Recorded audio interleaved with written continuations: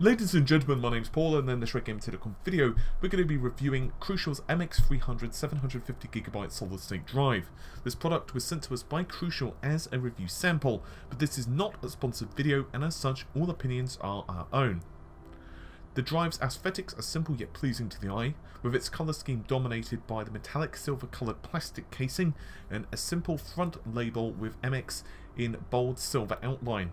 At the drive's back are the usual serial numbers and specs of the SSD, and naturally the usual power and SATA connections fall at the drive's rear. The MX300 is also bundled with a copy of Acronis True Image and also a 7mm to 9.5mm spacer if you require it. On paper, the MX300 750GB should offer pretty darn impressive performance. Micron claims a sequential read speed of 530 megabytes per second, with write speed being a touch slower at 510. Random IOPS and random write IOPS are 92K and 83K respectively.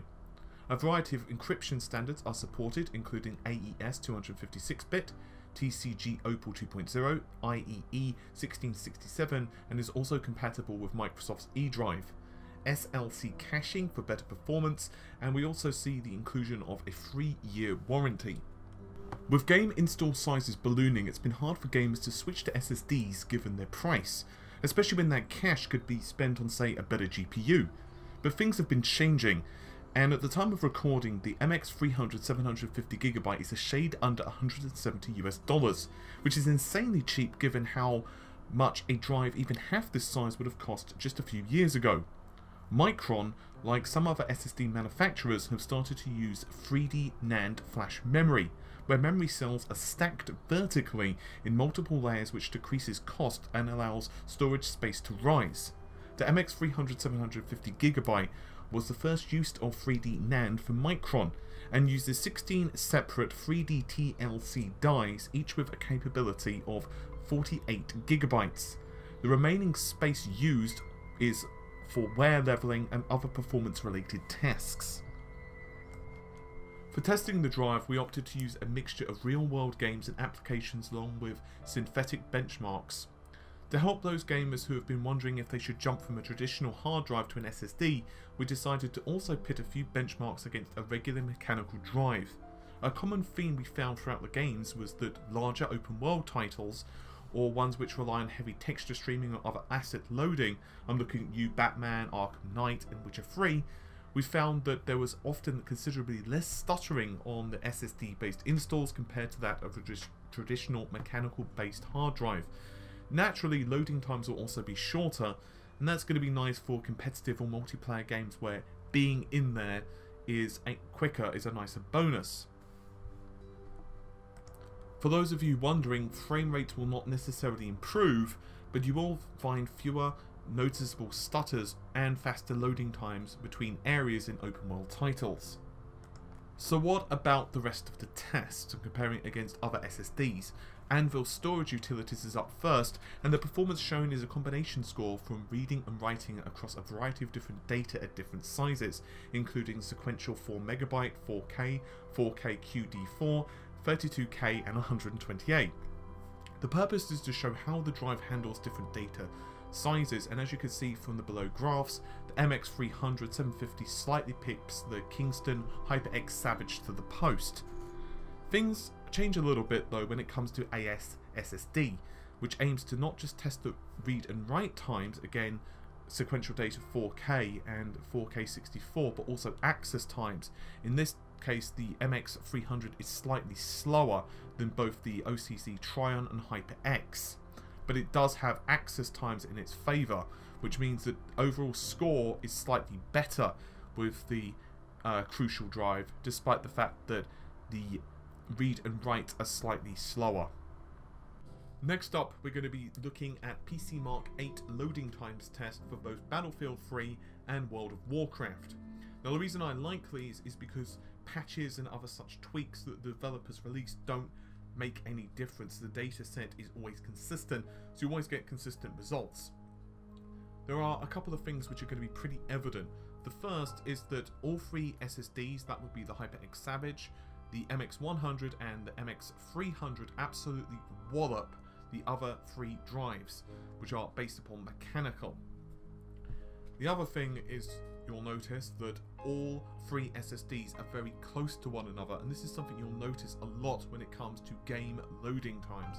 Essentially, SSDs are very close to one another, so if games are your primary purpose of using an SSD, it's actually a really nice positive for the MX300 750 because it represents really good value for money based upon the size of the drive versus the performance you get. And I would argue that it's starting to get into the realms of, like, you can put so many games on your SSD, you can pretty much fit an entire Steam library on, which is kind of handy. The next test is very simple. We take a Samsung SpinPoint drive and we compare it against the MX300 750GB. Now, the purpose of this test is very simple. It's to show you the difference between using different applications, Rise of the Tomb Raider, a SUSE VirtualBox, and finally everyone's favourite, Witcher 3. The simple test is that you double click on the icon, and as soon as you can actually move around or use the application, that's when it's fully loaded and, well, you know, usable. Now, in some cases the SSD is not super faster, but in others there's definitely a major noticeable difference. And once again, this does start to really make a difference across multiple applications. For example, if you're doing a lot of Photoshop work, you know, 30 seconds or a minute or whatever the differences are can start adding up throughout the course of the day, and it definitely is quite nice with a lot of game related tasks. So let's come up with a verdict. Well, SSDs are a harder product to review than, let's say, a video card. This is due to their impact and value being harder to show off in pictures, graphs and video.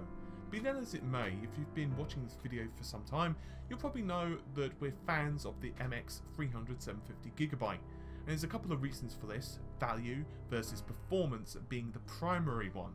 Thanks to technology such as the 3D NAND flash from Micron and other vendors, hard drive sizes are starting to increase while costs are going down.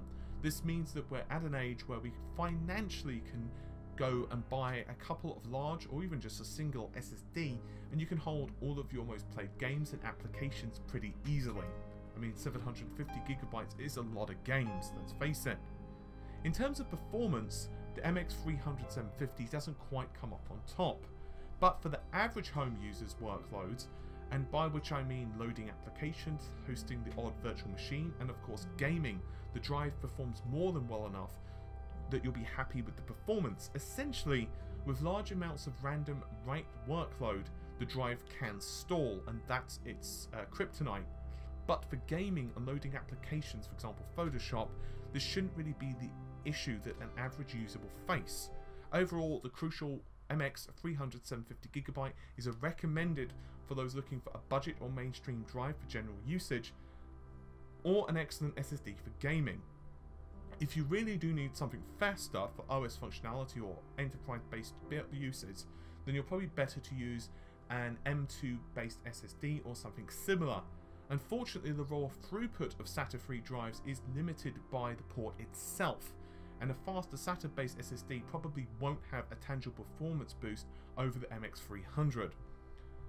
Overall, we've really loved the MX300 750 and we highly recommend it, but we will also be testing it in the PlayStation 4 pretty soon as well. With that all said, if you want this as a full article, it is linked in the video description. But for now, we're going to get going. Hopefully you've enjoyed the video. Take care of yourselves. Bye for now.